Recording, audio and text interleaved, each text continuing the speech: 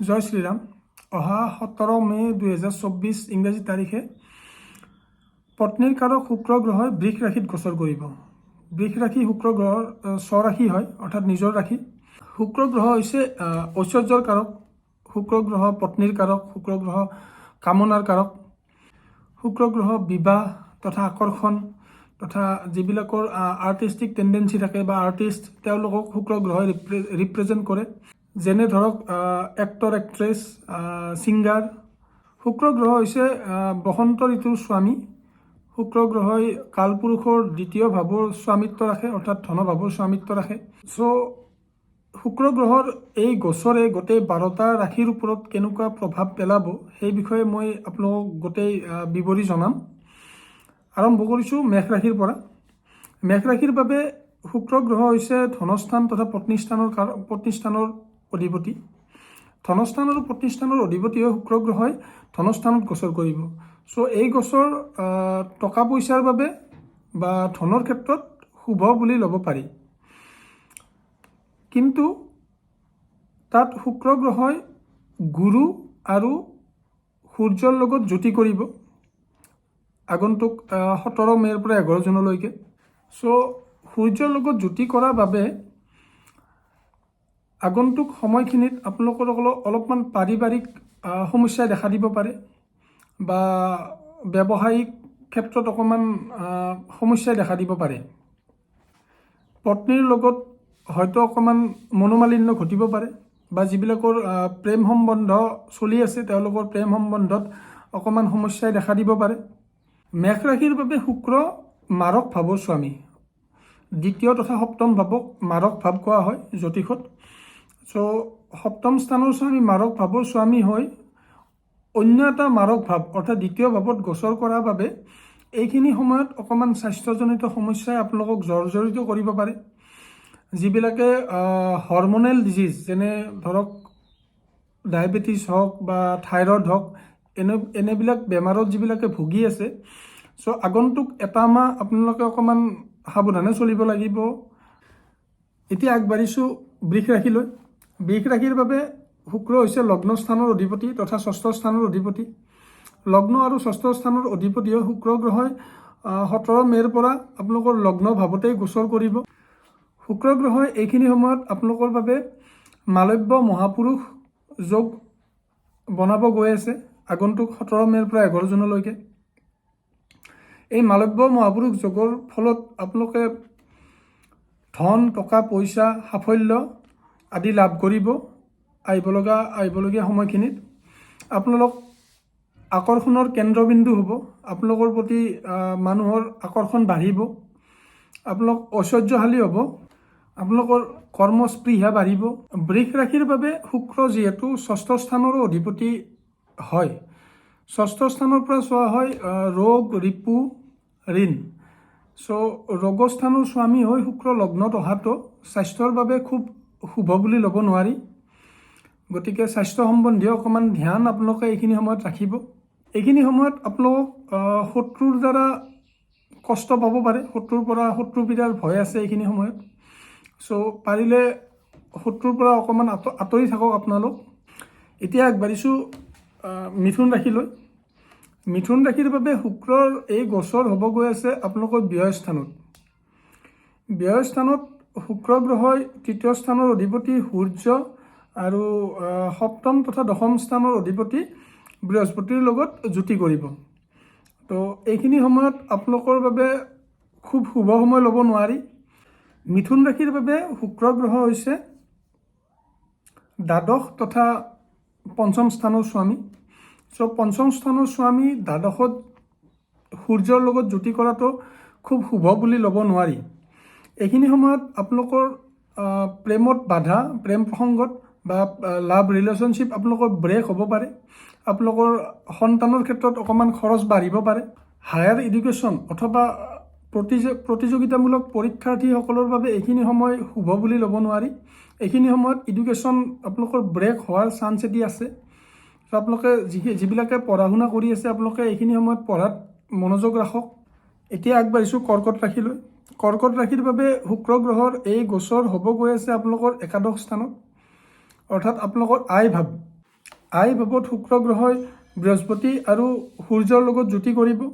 কৰ্কট ৰাশিৰ বাবে শুক্ৰ গ্ৰহ চতুৰ্থ তথা একাদশ স্থানৰ স্বামী হয়। একাদশ স্থানৰ স্বামী হৈ একাদশ স্থানত গোচৰ কৰাটো আয়ৰ ক্ষেত্ৰত এটি খুব শুভ যোগ। আহিবলগীয়া সময়খিনি আপোনালোকৰ আয়ৰ বাবে খুব শুভ বুলি ল'ব পাৰোঁ ইনকামৰ ক্ষেত্ৰত। চতুৰ্থ স্থানৰ অধিপতি হৈ শুক্ৰ একাদশ স্থানত গোচৰ কৰাটো আপোনালোকৰ যান বাহন বা প্ৰপাৰ্টি যোগৰ প্ৰপাৰ্টি ক্ৰয়ৰ এটি যোগ সূচাইছে।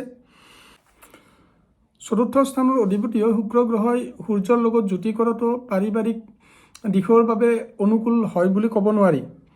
গতিকে পাৰিবাৰিক ক্ষেত্ৰত আপোনালোকে অকণমান সাৱধানতা বৰ্তাই ৰাখিব।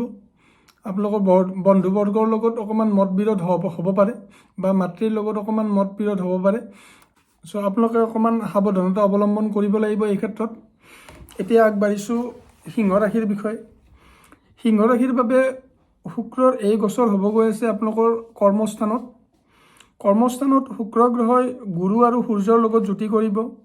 সিংহ ৰাশিৰ বাবে শুক্ৰ গ্ৰহ হৈছে তৃতীয় স্থান তথা দশম স্থানৰ অধিপতি।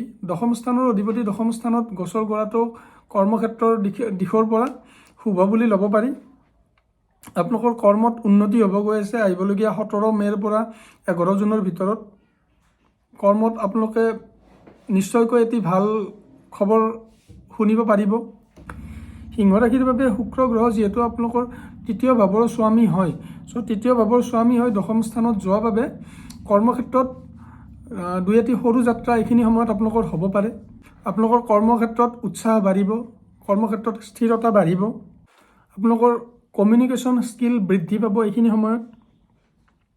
এতিয়া আগবাঢ়িছোঁ কন্যা ৰাশিৰ বিষয়ে। কন্যা ৰাশিৰ বাবে শুক্ৰ গ্ৰহৰ এই গোচৰ হ'ব গৈ আছে আপোনালোকৰ ভাগ্যস্থানত। ভাগ্যস্থানত শুক্ৰ গ্ৰহই বৃহস্পতি তথা সূৰ্যৰ লগত যুতি কৰিব। কন্যা ৰাশিৰ বাবে শুক্ৰ গ্ৰহ হৈছে ধনস্থান তথা ভাগ্যস্থানৰ স্বামী।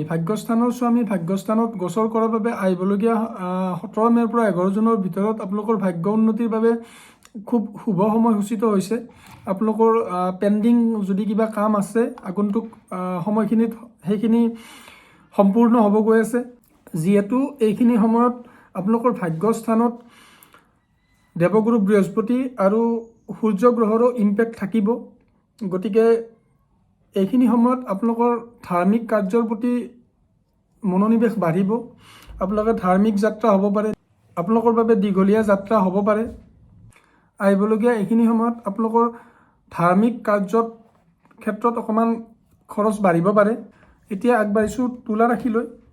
তুলা ৰাশিৰ বাবে শুক্ৰ গ্ৰহৰ এই গোচৰ হ'ব গৈ আছে আপোনালোকৰ অষ্টম স্থানত। তুলা ৰাশিৰ বাবে লগ্নৰ অধিপতি গ্ৰহ হৈছে শুক্ৰ।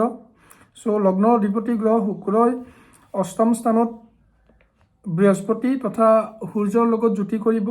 বৃহস্পতি হৈছে আপোনালোকৰ তৃতীয় তথা ষষ্ঠ স্থানৰ অধিপতি, লগতে সূৰ্য হৈছে একাদশ স্থানৰ অধিপতি। চ' ষষ্ঠ আৰু একাদশ এই দুয়োটা স্থানৰ অধিপতিয়ে আপোনালোকৰ লগ্নপতিক প্ৰভাৱিত কৰিব, যিটো পাৰ্চনেল লাইফ আৰু স্বাস্থ্যৰ পক্ষে অনুকূল নহয়। তুলা ৰাশিৰ ক্ষেত্ৰত যিহেতু আগৰ পৰাই ষষ্ঠ স্থানত ৰাহু আৰু মংগলৰ গোচৰ চলিয়ে আছে আৰু এতিয়া লগ্নপতিও আপোনালোকৰ অষ্টম স্থানত গোচৰ কৰিব 17 মে'ৰ পৰা। গতিকে আগন্তুক সময়খিনি আপোনালোকৰ স্বাস্থ্যৰ পক্ষে একেবাৰে অনুকূল নহয়। এতিয়া আগবাঢ়িছোঁ বৃশ্চিক ৰাশিলৈ। বৃশ্চিক ৰাশিৰ বাবে শুক্ৰৰ এই গোচৰ হ'ব গৈ আছে আপোনালোকৰ সপ্তম স্থানত। সপ্তম স্থানত শুক্ৰই বৃহস্পতি আৰু সূৰ্যৰ লগত যুতি কৰিব। বৃশ্চিক ৰাশিৰ বাবে শুক্ৰ হৈছে দ্বাদশ তথা সপ্তম স্থানৰ স্বামী। গতিকে সপ্তম স্থানৰ স্বামী সপ্তম স্থানত আহি আপোনালোকৰ বাবে মালব্য মহাপুৰুষ যোগ সূচিত কৰিছে। গতিকে এইখিনি সময়ত আপোনালোকৰ মান সন্মান যশ আদি বৃদ্ধি পাব, আপোনালোকৰ কৰ্মত উন্নতি হ'ব। এইখিনি সময়ত আপোনালোকৰ ধৰ্ম কৰ্মত মনোনিৱেশ বাঢ়িব, মজলীয়া দূৰত্বৰ যাত্ৰা হ'ব পাৰে। এতিয়া আগবাঢ়িছোঁ ধনু ৰাশিৰ বিষয়ে। ধনু ৰাশিৰ বাবে শুক্ৰ গ্ৰহৰ এই গোচৰ আপোনালোকৰ ষষ্ঠ স্থানত হ'ব গৈ আছে। ষষ্ঠ স্থানত শুক্ৰই লগ্নপতি বৃহস্পতি আৰু সূৰ্যৰ লগত যুতি কৰিব। ধনু ৰাশিৰ বাবে শুক্ৰ গ্ৰহৰ ষষ্ঠ তথা একাদশ স্থানৰ স্বামী হয়। চ' একাদশ আৰু ষষ্ঠ স্থানৰ স্বামীয়ে লগ্নপতিৰ লগত যুতি কৰাৰ বাবে আগন্তুক এই সময়খিনিত আপোনালোকৰ পৰিয়ালৰ লোকৰ লগত অকণমান বাদ বিবাদ হ'ব পাৰে, আপোনালোকৰ ডাঙৰ ভাইৰ লগত বাদ বিবাদ হ'ব পাৰে। এইখিনি সময়ত আপোনালোকৰ শত্ৰু পৰাস্ত হ'ব, অৰ্থাৎ আপোনালোকে শত্ৰুৰ ওপৰত বিজয় সাব্যস্ত কৰিব পাৰিব।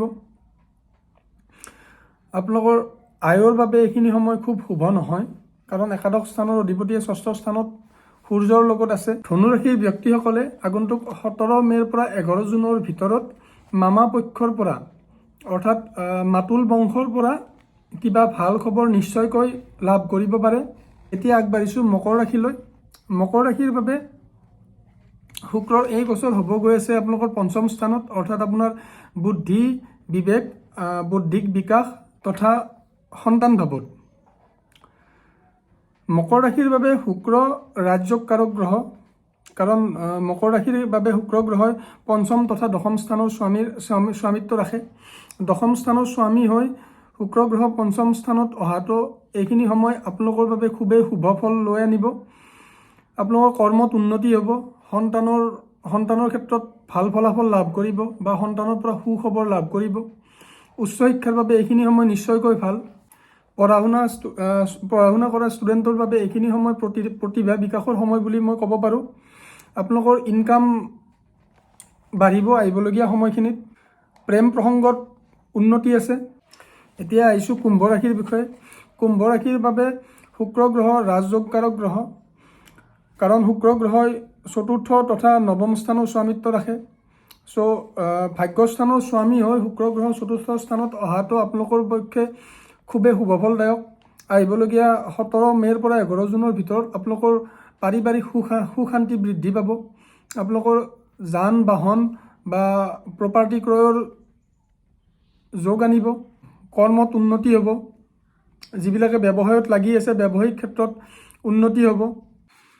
কুম্ভ ৰাশিৰ বাবে শুক্ৰ গ্ৰহই চতুৰ্থ স্থানত মালব্য মহাপুৰুষ যোগ বনাইছে আহিবলগীয়া 17 মে'ৰ পৰা। গতিকে এইখিনি সময়ত আপোনালোকৰ নাম যশ বা আপোনালোকৰ প্ৰতি মানুহৰ আকৰ্ষণ বৃদ্ধি পাব। আপোনালোক আকৰ্ষণৰ কেন্দ্ৰবিন্দু হ'ব পাৰে। এতিয়া আগবাঢ়িছোঁ অন্তিম ৰাশি মীন ৰাশিলৈ। মীন ৰাশিৰ বাবে শুক্ৰ গ্ৰহৰ এই গোচৰ হৈছে তৃতীয় স্থানত। মীন ৰাশিৰ বাবে শুক্ৰ গ্ৰহ তৃতীয় স্থান তথা অষ্টম স্থানৰ স্বামী হয়। অষ্টম স্থানৰ স্বামী হৈ তৃতীয় স্থানত গোচৰ কৰাৰ বাবে, অৰ্থাৎ তৃতীয় স্থান হৈছে অষ্টম স্থানৰ পৰা অষ্টম স্থান। গতিকে এইখিনি সময়ত আপোনালোকৰ হেল্থ ৰিলেটেড অকণমান ইছ্যু দেখা দিব পাৰে। আপোনালোকৰ কমিউনিকেশ্যন স্কিল বৃদ্ধি পাব, আপোনালোকৰ ভাগ্য বৃদ্ধি পাব। এইখিনি সময়ত কৰ্মৰ ক্ষেত্ৰত আহিবলগীয়া সময়খিনি খুবেই অনুকূল।